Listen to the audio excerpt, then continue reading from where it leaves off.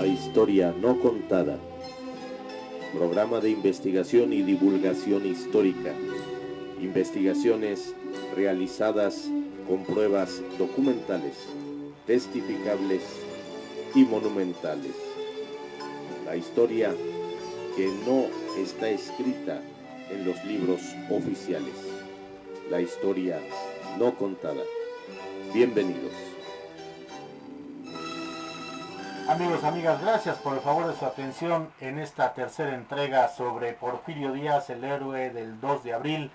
de 1867, y hoy les presento precisamente cómo auxilió el general Guadarrama al ejército de Oriente, que sabemos que Porfirio Díaz era el general en jefe del ejército de Oriente, que había sido mandado a liberar la ciudad de Puebla sitiándola, y ciertamente pues sí hubo mucho cañonazo y fue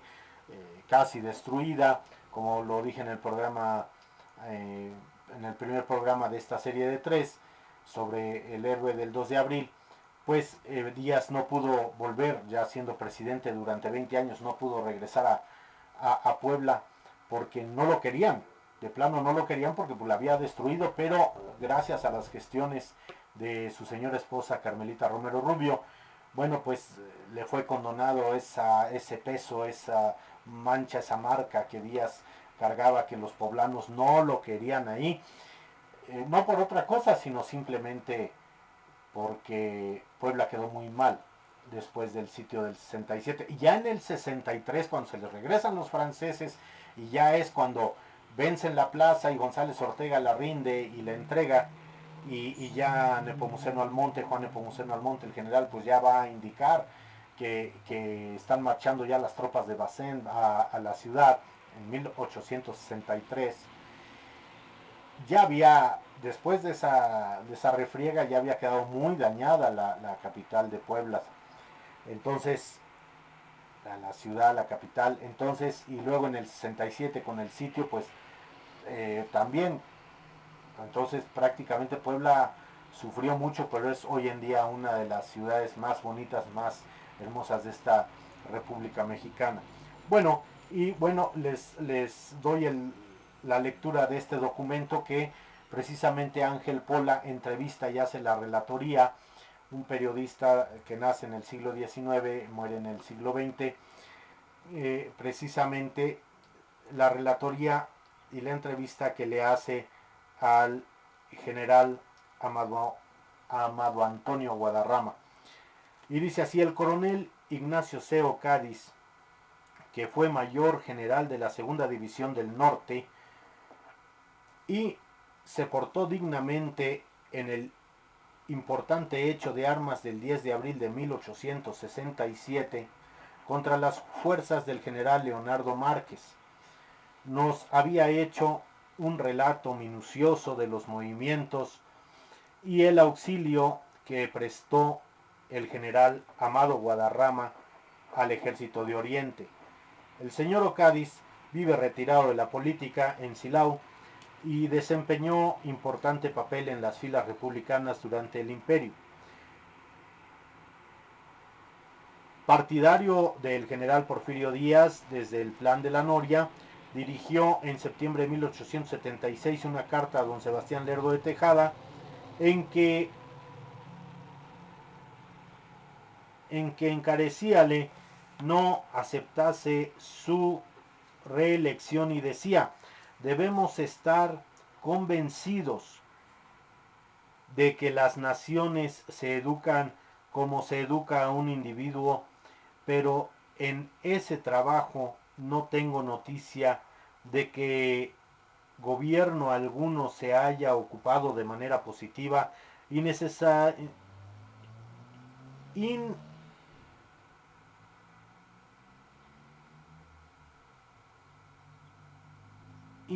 necesitaríamos un genio que nos educase como corresponde a la ilustración del siglo. En este caso está hablando del siglo XIX. Así designaba ya el general Díaz en el porvenir.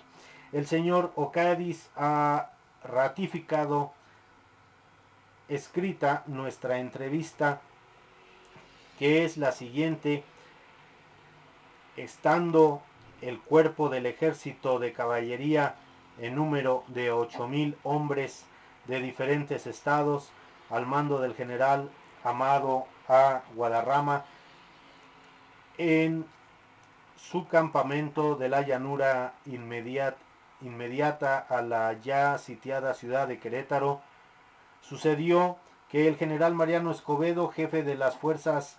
sitiadoras, el 29 de marzo de 1867 ordenó al general Guadarrama, al general Francisco A. Aguirre, como cuartel maestre de ese cuerpo de ejército, y al coronel Ignacio C.O. Cádiz, mayor general de la segunda división, compuesta de 3,000 hombres, con que con esa fuerza salieran de su campamento por el camino de México para impedir el regreso del general Leonardo Márquez, que, escoltado de 1,000 y tantos dragones, había logrado evadirse del sitio el 22 para sacar de México refuerzos y elementos de guerra en el auxilio de los sitiados. En cumplimiento de esa orden organizada, la división, en columnas de 3 a 400 hombres con sus respectivos jefes, y la reserva, al inmediato mando del general cuartel maestre, en la misma noche emprendióse la marcha por la cuesta china hasta llegar cerca de los límites de ese estado sin que Márquez apareciera. El general Guadarrama no podía salir de esos límites según las instrucciones recibidas del general Escobedo, pero el coronel O'Cádiz, presumiendo que Márquez, dado el caso de que ya hubiera salido de México con fuerzas, posible era que se hubiera dirigido primero a Oriente para atacar al general Díaz, por quien, teniendo Cádiz simpatías de amistad como compañeros en el Congreso de la Unión en 1863, procuró se le auxiliara, por lo cual inclinó a Guadarrama a que por los conductos más activos pidiera autorización al general Escobedo para persuadir a Márquez hacia cualquier otro camino en que le encontrara, como en efecto la pidió, siendo autorizado con nuevas instrucciones. Así fue que la división siguió adelante en busca de Márquez, y al llegar el 1 de abril en Polotitlán, se tuvo noticia de que Márquez ya había salido de México con 6,000 hombres de las 3 armas, con 3 baterías de distintos calibres y 60 carros con parque y otros efectos, tomando el camino de Puebla, asegurándose que, aunque Díaz ya se había dirigido por los llanos de Apan, retrocedería pronto en auxilio de los sitiados en Querétaro, la cual noticia se comunicó al general Escobedo y a la vez que al general Díaz, con quien Guadarrama estableció comunicación frecuente por medio de correos y comisionados, no obstante los peligros que se corrían. Mayores fueron los que corrió por lo interesante de las comisiones que desempeñó eficazmente el coronel Felipe Rubalcaba, diputado en la actualidad a la legislatura de Jalisco. Guadarrama comunicó al general Díaz las nuevas instrucciones que le dio el general Escobedo para que, si Márquez marchaba para Puebla, forzara sus marchas llevándole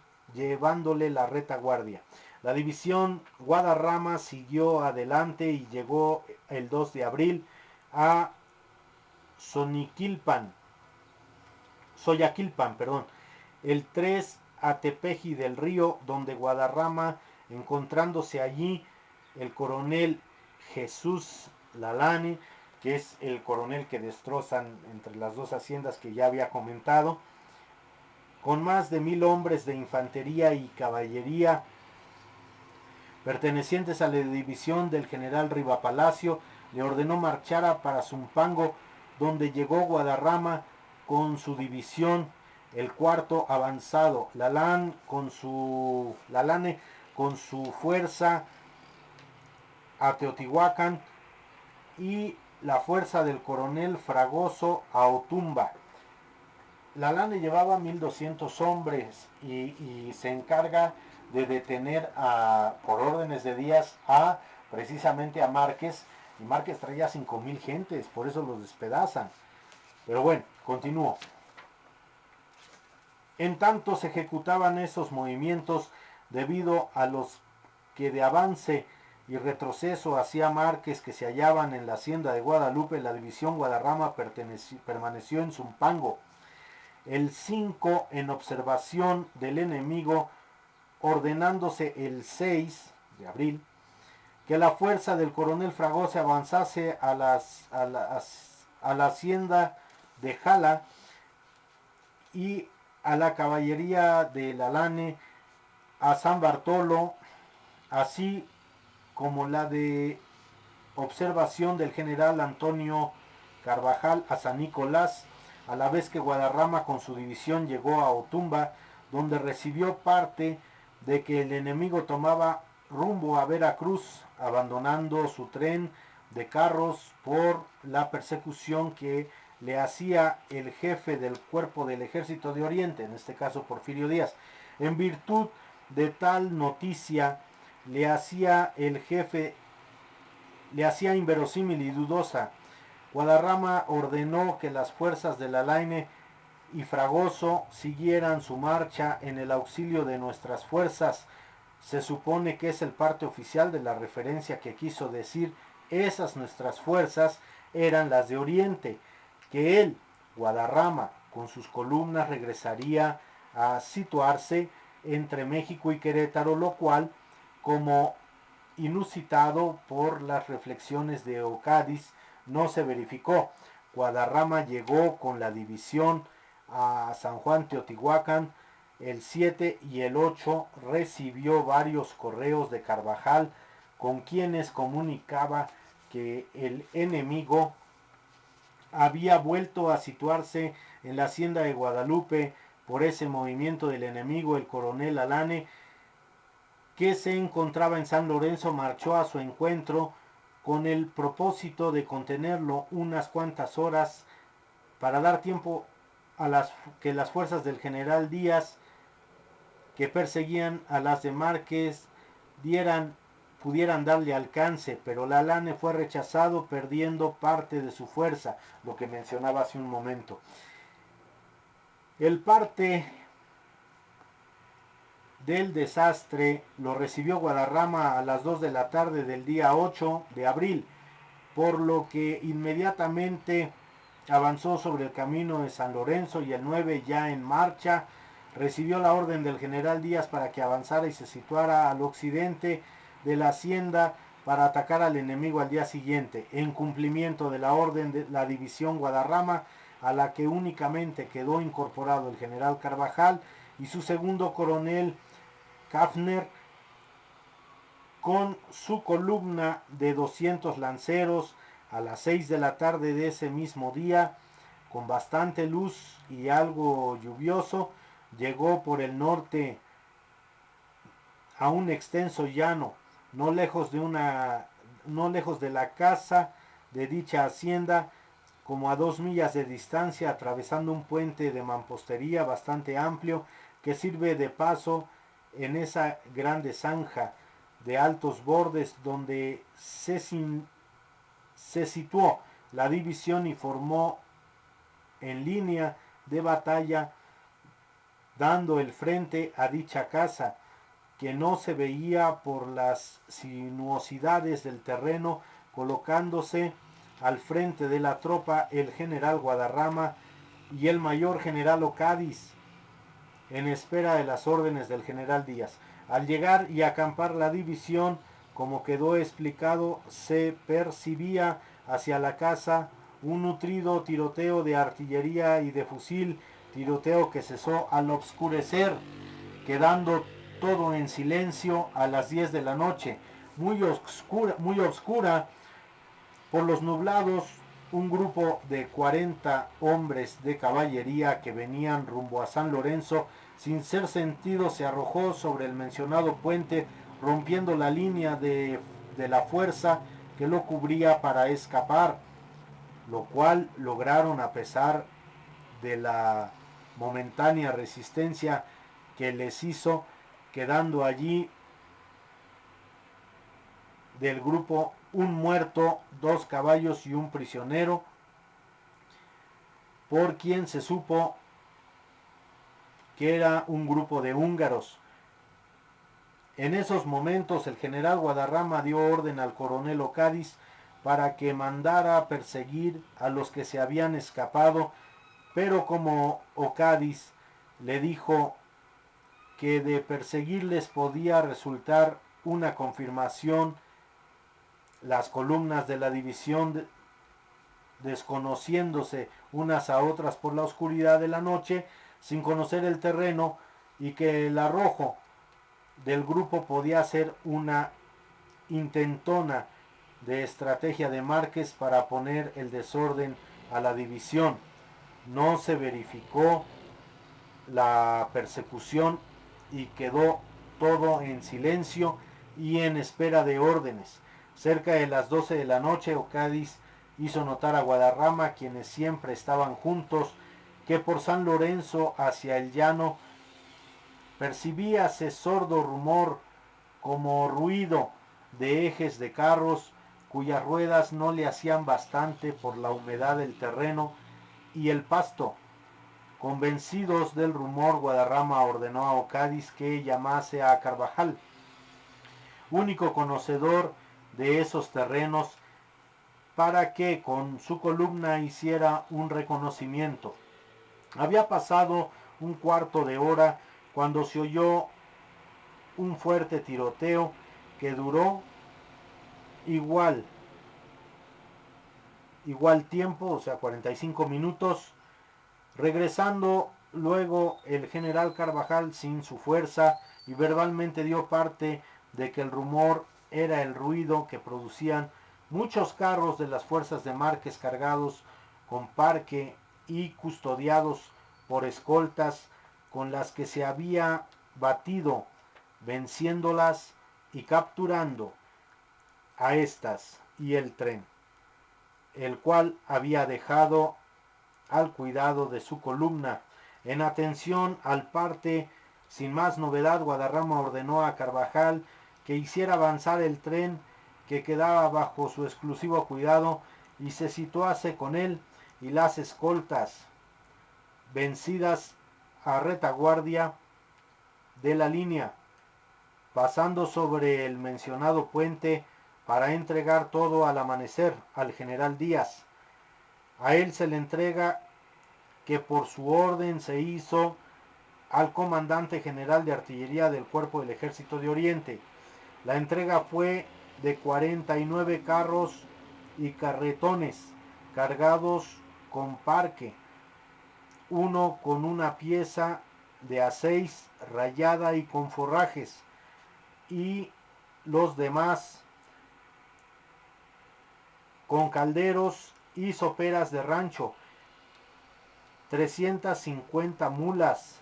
agregadas a los carros y 26 sobrantes. De los prisioneros eran 44 mexicanos y 99 austriacos.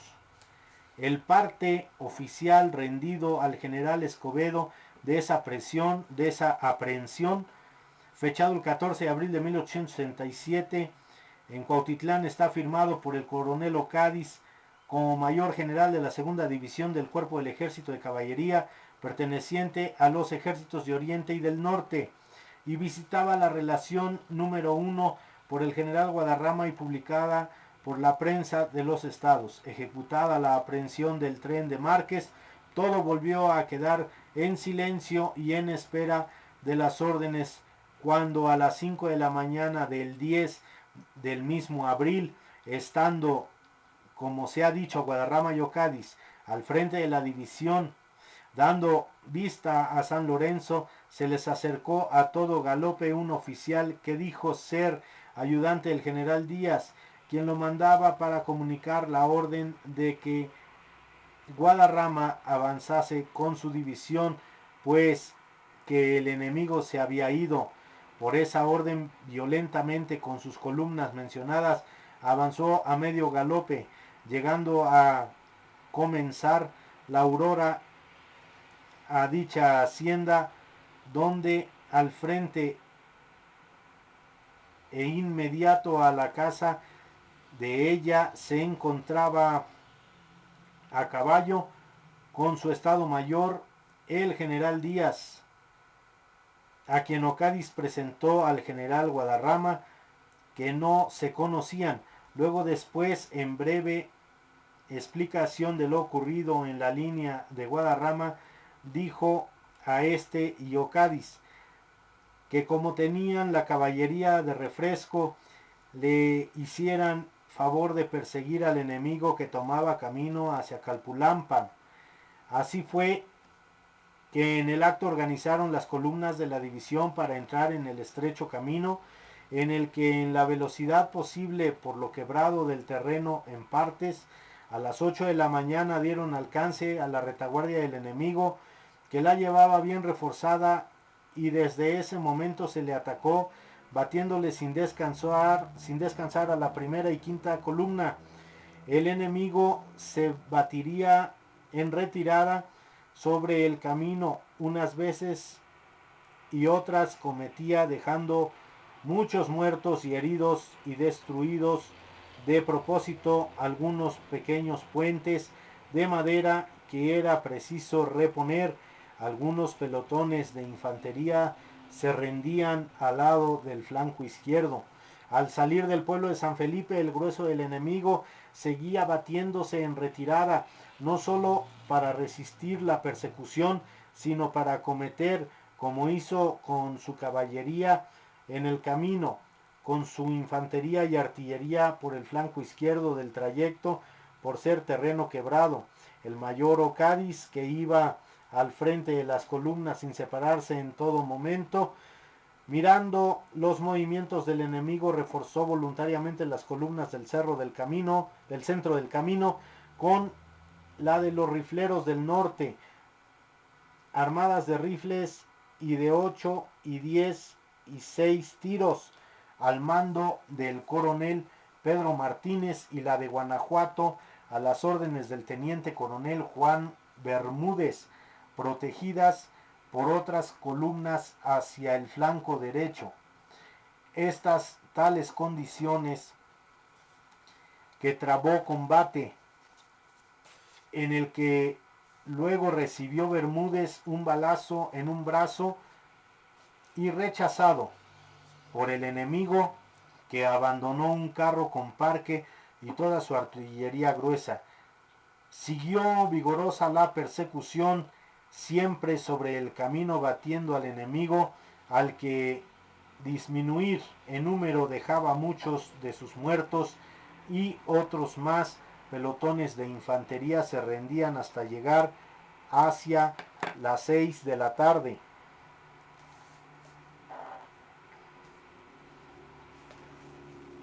A las últimas lomas de ese trayecto de 27 leguas, de cuyo punto parte la calzada para la Magdalena rumbo a Texcoco, en la que el general Julio García con su columna persiguió a los restos de los enemigos, al resto de los enemigos, que despavoridos en granjas, en las granjas y en los grupos que ahí se encontraban, se dispersaron en distintas direcciones, quedando por la división Guadarrama derrotados por completo los 6,000 hombres de las fuerzas del general Leonardo Márquez en todo el día 10, sin que hubiera sido necesario poner en combate ni una de las columnas de reserva de la división. Como la mitad del trayecto, el general Díaz mandó decir a Guadarrama que entretuviera al enemigo para que él, que ya venía cerca, no se le pudo hacer porque los movimientos del enemigo no daban tiempo de espera. Por esta circunstancia las fuerzas de Oriente se ocuparon en recoger los pelotones de infantería rendidos, la artillería y el carro con el parque de Márquez, a quien no se le vio por ninguno de los encuentros de combate. En la noche del 10 de abril, para dar reposo a la división Guadarrama, con la mitad de ella se quedó en la hacienda de Chapingo, y con otra mitad el coronel Ocádiz llegó a Texcoco, donde ya se encontraba el general Díaz, a quien personalmente, como prisionero de guerra, presentó más de 20 belgas y austriacos que en el calor del combate, ya vencidos, estuvieron a punto de ser asesinados. En tal estado permaneció la división Guadarrama y el 11 de abril hasta que reunida en Texcoco, incorporada al cuerpo del Ejército de Oriente, salieron ambas fuerzas el 12 para Villa de Guadalupe y llegaron a las orillas a las 6 de la tarde. Dispuso allí el general Díaz que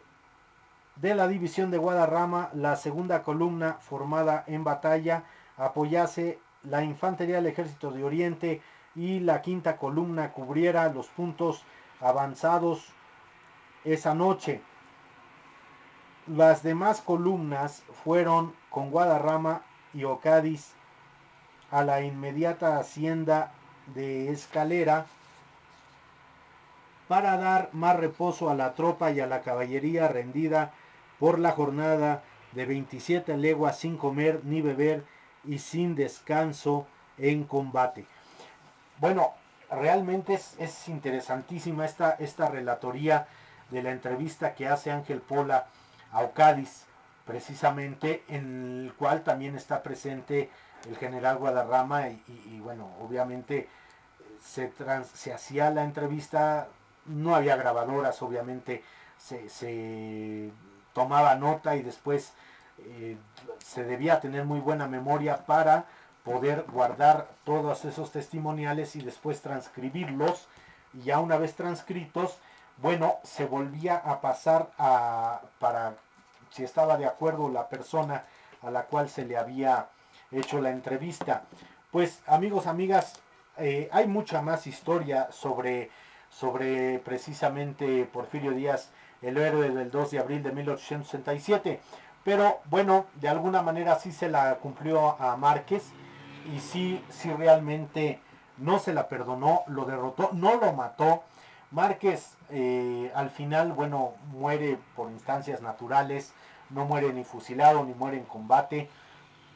Algo de lo que yo había dicho en el primer programa, que estuvo a punto de matar a Juárez, estuvo a punto de matar a Díaz, pero a quien sí mató, dentro de muchos que mató, por eso los famosos mártires de Tacubaya, porque pues, se le conoce el carnicero de Tacubaya, porque en una revuelta, cuando todos los estudiantes de medicina salen a prestar sus servicios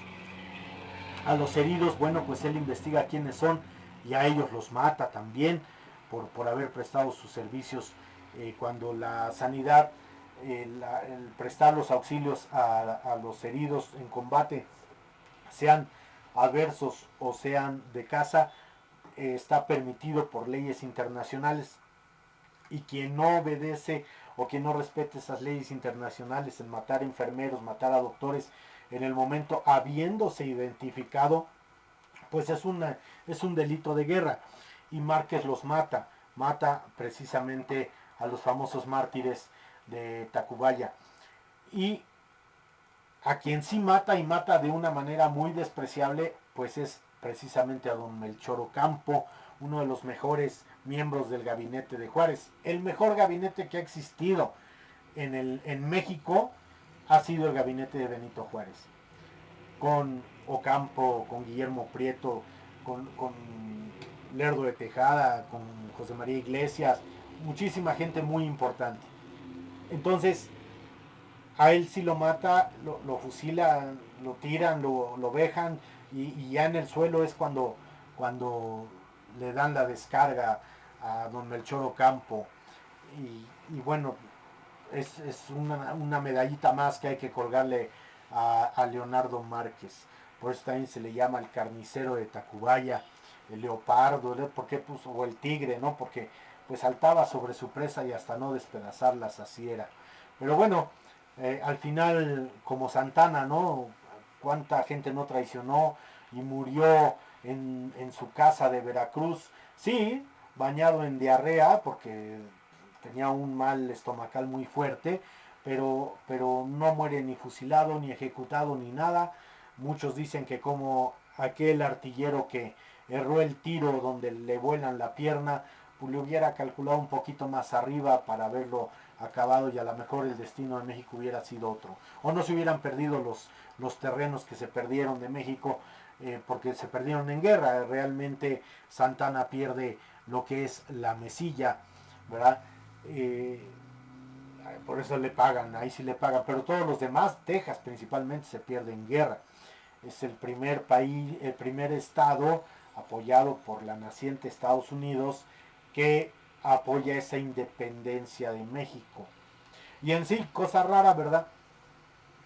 El general Zaragoza nació ahí, en Texas, cuando Texas era de México. Pero bueno, amigos, amigas, hasta aquí esta tercera parte. Hay muchísima historia más, pero no quería dejar pasar por alto y agradeciendo la sugerencia nuevamente del señor Ricardo Rodríguez, pues ahí está, 3 versiones diferentes de lo que fue la batalla del 2 de abril. Amigos, amigas, por el favor de su atención, muchísimas gracias. Su amigo Ricardo Trillani se despide, esperando vernos prontamente en una emisión más de La Historia No Contada. Gracias, hasta la próxima.